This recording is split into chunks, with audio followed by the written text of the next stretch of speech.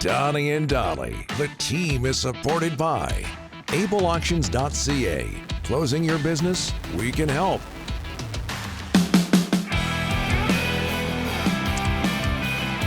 It is Tuesday, and all of our guests today are brought to you by Big Al up there in Whistler and the Whistler Big Golf Al. Club. Still open through Thanksgiving. Oh, yeah. Golf in September and October around these parts is just fabulous. Okay, NHL season on North American soil opens up today. That's today, Rick. Yep, today. With 3 games, starting with the Blues and Kraken this afternoon down in Seattle. Here to talk about the NHL and all things hockey, Craig Button, TSN Scouting Director. Craig, thanks for doing this, sir. How are you? I'm really good. Do you guys like wasabi peas? Yeah. What do you ask? I love wasabi. I do. I love wasabi. But I got hooked on wasabi peas about 3 years ago, and it's a different kind of taste that gets your mouth all fired up. So Yeah. I've been eating wasabi peas. So if it feels like I'm a little bit fired up, it's the wasabi peas you're speaking. Yeah, you can get them anywhere, right? Like your local grocer, right? Yeah, for sure. Yeah, instead Big of bags at Costco. Yeah, instead of eating potato chips, wasabi peas. Exactly. Healthy. I haven't checked the nutritional values, Rick, but I'm going to just follow. I'm going to say Rick told me that they're healthy, so they're good. They are. I don't think you'll see a lot of NHL players eating that before a game. Little too much heat there. Hey, Craig, are you speaking of heat? Are you getting a lot of heat? Because I watched your playoff predictions, and man, good on you guys. You went through everything yesterday, looking way ahead to the postseason.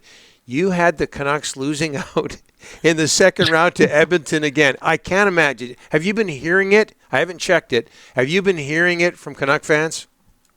Well, for sure you do. I mean, you hear like the Edmonton fans go, "Oh, way to go!" Like you got it right. Canucks fans, you're an idiot. Like Toronto Maple Leafs fans, I can't believe you did that. Right? I mean, the beautiful thing about hockey in Canada is the passion that the fans have, and it's not just passion. There's tremendous knowledge, and they want to see their team do well. And when it comes to the Vancouver Canucks and their fan base, I mean, there was a number of years where it wasn't very good, and there wasn't a lot to be excited about once the regular season ended. And now with the Canucks going to Game 7 of the second round last year before just falling a little bit short, the excitement for the Canucks is right there with right across with any team in the country. So, but at the same time, I gotta make a pick somewhere along the line. And I think that despite the fact that the Edmonton Oilers need work on the blue line, I think they do. And despite the fact I'm not concerned about the Vancouver Canucks not starting the season without Demko, because I think Seeloff is a really good goaltender, and I think he showed that last year during Thatcher Demko's absence.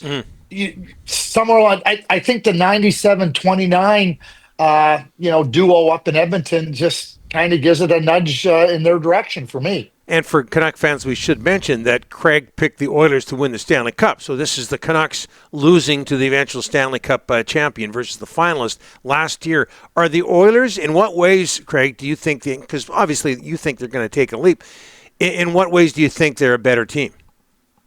Well, a lot of it is going to come on faith, Donnie. Like at this time last year, Edmonton was a sexy pick. I didn't pick them. I didn't think they were there. I didn't think they were a top contending team in that group of team. And then their season started, and it showed. They had a coaching change. They got things stabilized. They added some players at the deadline that helped them. So, but this year you go, well, wait a sec. Their blue line isn't as good as it finished, and do you think that blue line can win? Not as currently constructed. I don't. But because they didn't match the offer sheets to Broberg and Holloway, I think that they looked at it in a 1-year span. We're going to give our team a chance we're going to give ourselves and by extension our team a chance to have the best defenseman available at the deadline prior to the deadline. That's why they gave themselves cap room. It's not that Broberg and Holloway couldn't help them or not part of the future, but their future is this season. And I have faith that the Edmonton Oilers will go out and be able to add 1 or 2 defensemen. They don't need a top defenseman. They just need defensemen that can play in that 4-5 area and give them really good solid minutes. And so my faith is there. It's one thing to have a plan, you got to execute it. They'll be judged on if they execute it, but I do have that faith right now. And Connor McDavid, who's a brilliant player, I think his motivation is solely about winning the Stanley Cup right now. And I think the taste that he had of coming so close is something that can drive him in a real significant fashion. Hey, Craig, Aatu Raty made the final roster for the Canucks. Arshdeep Bains did not. For the first time in a long time here, Craig, they had some kids coming up from the farm and pushing, making hard decisions. As a GM, and you've been a GM, that's what you want. You want the kids from the farm to come up after camp and make some hard decisions. So they finally got that here in Vancouver. So what'd you think of Raty making, and Bains almost did? It is only good news, as you point out, Rick. You think about where the Vancouver's, prospect system was. It wasn't in a place that gave you a lot of options. So they're signing players as free agents, and you're trading picks, and then you were trying to get out of some of the contracts by trading picks and prospects. I think there's everything to be encouraged about.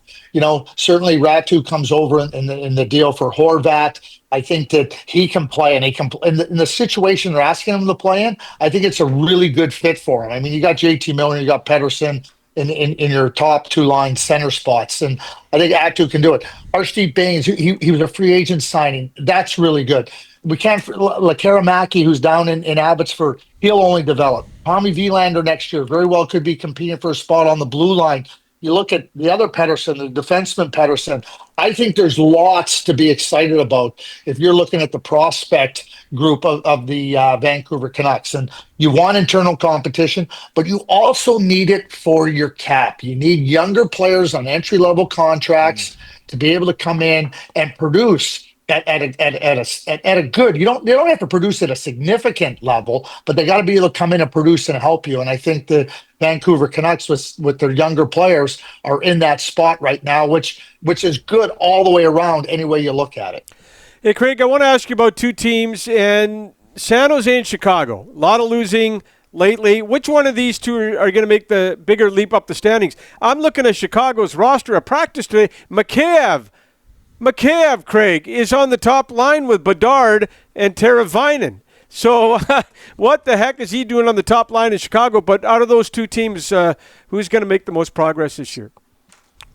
Yeah, they're bottom teams, right? Like they're bottom teams, and it's a scenario where both organizations have embraced, maybe that's the wrong word, that have accepted that this is the path they have to go in. And certainly, I think that right now the San Jose Sharks have better younger players, like in their lineup, ready to play.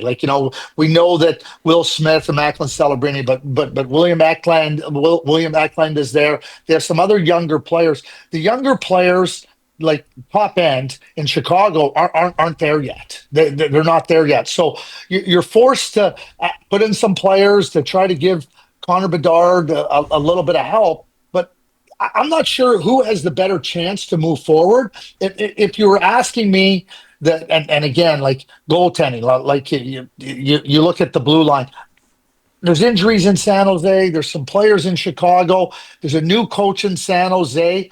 I mean, if we really had to put a wager on who would improve the most, I'm going to say San Jose, only because of where they finished last year. I mean, they just weren't very good. How much they'll improve, I don't think it'll be really significant, but I think they'll improve a little bit more than the Chicago Blackhawks improved. Okay, one more, Craig. And last week we talked about Craig's list, edition 1 for this season, and we talked about James Higgins, we talked about Cameron Schmidt. But we have to keep in mind where our bosses are located. And that's Czech TV, and that is in Victoria. We did not talk about Cole Reshny of the Victoria Royals. I know he's on your Craig's list. What can you tell us about him? Cole's a really good, well-rounded player. And when you watch Cole play, and what he did last year for Victoria as a 16-year-old is really impressive. When you consider, okay, so McKenna won Rookie of the Year. Let's just keep McKenna out of the discussion for now. Cameron Schmidt and Cole Reshny coming into the league as 16-year-old players, what they were able to accomplish, what they were able to produce on their teams, what was beyond impressive. It's beyond impressive for 17 and 18-year-olds, let alone 16-year-olds. Cole has shown that he can play with a lot of different types of players. He's smart, he's intelligent, he has skill, but he plays the game everywhere. He plays the game in all its areas. Defensively, offensively, he can kill penalties, face-offs, can create chances offensively. The type of center that when you look at teams that have success, they have players like Cole Reshny, and you know how highly I think of Cameron Schmidt. I think Cole Reshny is a really good prospect. All right, Craig, back to your wasabi peas. Wasabi peas. Okay. Yeah. Yeah, who knows what it'll be next week? Well, who knows what I'll be munching on next week? Broccoli. It doesn't get better than wasabi peas, Craig. You can't beat them. We'll talk to you next week. Thanks. All right.